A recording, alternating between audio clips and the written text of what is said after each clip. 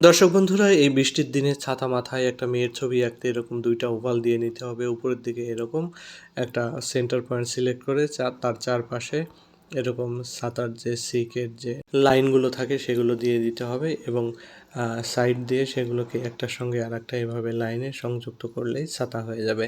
এর প্রত্যেকটার মাথায় আবার একটা করে ডট যোগ করে দিলাম বড় করে। এরপরে রাবার দিয়ে মুছে একটা জিগজ্যাগ লাইন দিয়ে একটা মেয়ের মাথার বেনি এঁকে দিচ্ছি, কারণ মেয়ের মাথাটা দেখা যাবে না, ছাতাটা যেভাবে রাখা আছে দেখা যাবে না। বেনিটা কমপ্লিট এভাবে করে দিলাম। এরপরে তার ঘাড়ের লাইন দিয়ে দিলাম, পিঠের লাইন, কোমরের লাইন, এভাবে কোমরের নিচে জামাটা ঝুলে থাকবে, হাতার লাইন দিয়ে সেখানে দুটো হাত বের করে দিলাম ভাঁজ করা, ছাতাটা ধরে থাকবে মেয়েটি।